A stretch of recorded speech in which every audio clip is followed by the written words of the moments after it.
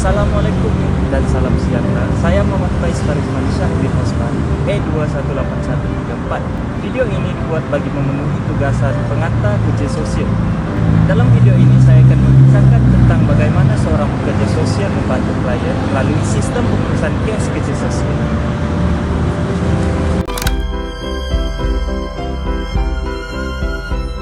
Kumpulan sasar yang dipilih dalam kajian ini ialah mangsa keganasan rumah tangga. Keganasan rumah tangga adalah sejenis serangan yang dikenakan oleh seseorang ke atas orang lain, seperti istri atau suami, bekas istri atau suaminya, kanak-kanak atau orang dewasa yang tidak berkeupayaan, dan mana-mana anggota keluarga lain. Keganasan ini merangkumi kesengsaraan dan penderitaan secara fizikal, seksual, keuangan, emosi, atau psikologi. Isu dan permasalahan yang sering dihadapi oleh kumpulan sasar ini ialah seperti kecederaan fizikal, emosi dan mental, kesehatan, masalah keuangan, dan keselamatan. Seterusnya kita beralih kepada latar belakang klien. Nama mangsa yaitu Ali dan Abu, bukan nama sebenar, berasal dari Keningau, Sabah. Ali berusia 15 tahun manakala Abu merupakan adik angkatnya berusia 5 tahun. Ali merupakan seorang anak tiri kepada pasangan suami istri di mana bapa kandungnya telah pun dipenjara akibat kes penyalahgunaan dadah. Setelah itu, Ali dijaga oleh ibu tirinya dan suami di sebuah rumah bertempat di Keningau, Sabah. Pasangan tersebut juga mengambil seorang lagi anak angkat berusia 5 tahun yaitu Abu, bukan nama sebenar, untuk dijaga bersama. Kejadian derak itu disedari oleh seorang lelaki berusia 27 tahun ketika didatangin Ali dengan yang menjual burger di sebuah premis di daerah Keningau pada pukul 12 tengah hari pada 2 Mac 2025. Beliau menyadari terdapat kesan luka akibat dipukul seperti kesan setrika pada badan Ali dan disyaki didera. Beliau turut mendapati bahwa seorang lagi kanak-kanak berusia 5 tahun turut mengalami cedera yang sama. Kejadian itu dilakukan suspek karena mendakwa mangsa menipu menghabiskan jualan burger. Mangsa juga dipaksa berdiri di atas air panas hingga kedua-dua kakinya melecur. Selain itu, mangsa turut dipukul menggunakan besi di bagian belakang badannya.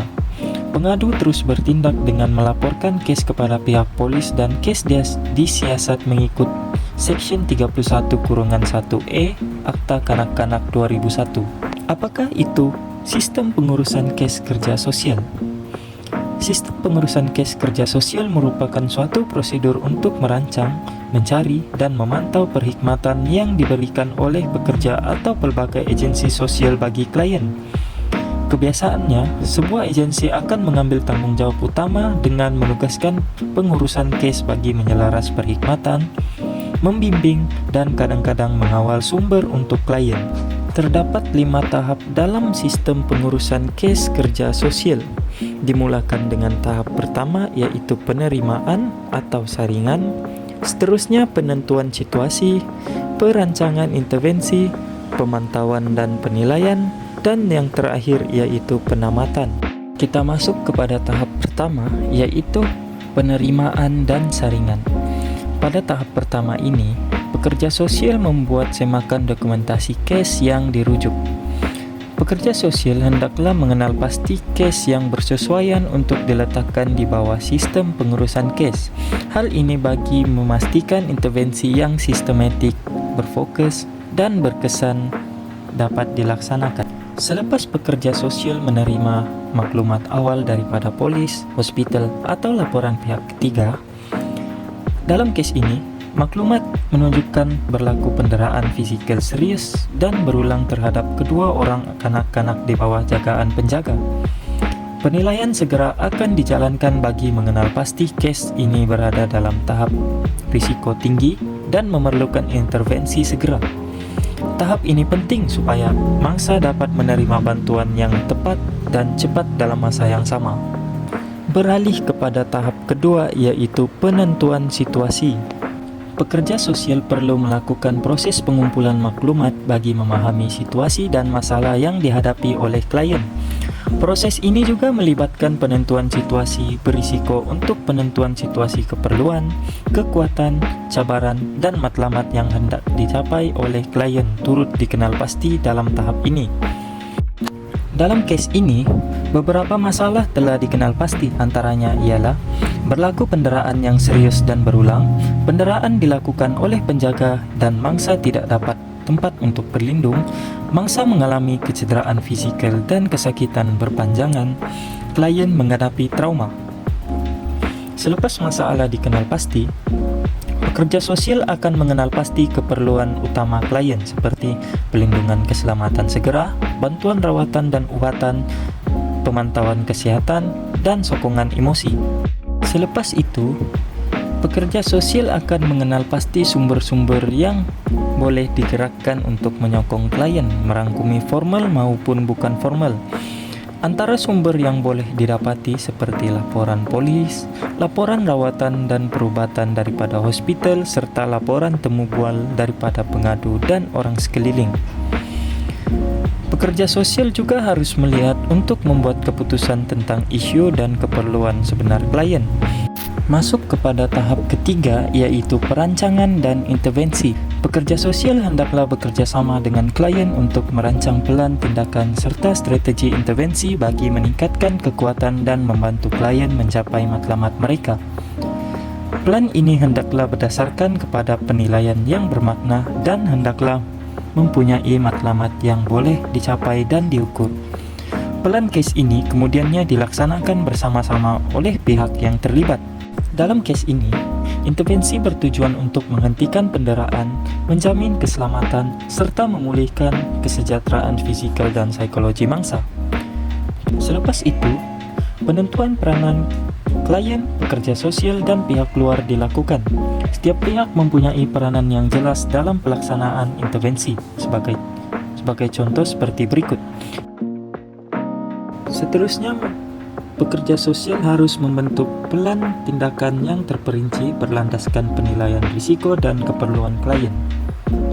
Setelah itu, plan tindakan wujud barulah strategi tindakan dan intervensi boleh ditentukan. Dan yang terakhir, strategi tindakan atau intervensi dilaksanakan. Tahap keempat pula yaitu pemantauan dan penilaian. Pekerja sosial hendaklah mengambil bahagian secara berterusan dalam membuat pemantauan dan penilaian terhadap pelaksanaan plan case ini, termasuk menilai kesesuaian dan keberkesanan perkhidmatan yang disampaikan, kemajuan dari perkembangan klien, dan membuat pengubahsuaian jika perlu bagi memastikan matlamat yang ditetapkan tercapai. Dalam case ini, pekerja sosial menentukan aspek yang perlu dipantau untuk memastikan keselamatan dan kesejahteraan klien. Selepas itu, pekerja sosial memilih kaedah yang sesuai untuk menilai keberkesanan plan tindakan. Lalu, pekerja sosial mendokumentasikan setiap pemantauan untuk menilai kemajuan, menyokong keputusan, dan perancangan seterusnya. Laporan bertulis membolehkan rangkaian agensi bekerja sama secara terus dan konsisten, serta menyediakan rekod rasmi untuk tindakan undang-undang atau penilaian masa depan. Pekerja sosial juga menilai sejauh mana matlamat kes ini dicapai berdasarkan pemantauan. Dan yang terakhir yaitu penamatan. Pekerja sosial hendaklah membuat persediaan penamatan kes dengan berbincang dengan klien mengenai kemajuan atau perubahan yang telah dicapai serta ketersediaan klien menghadapi situasi hidup tanpa intervensi. Pekerja sosial, tahap penamatan kes merupakan peringkat akhir dalam sistem pengurusan kes kerja sosial. Pada tahap ini, pekerja sosial membuat persediaan untuk menamatkan intervensi secara berperingkat dan terancang.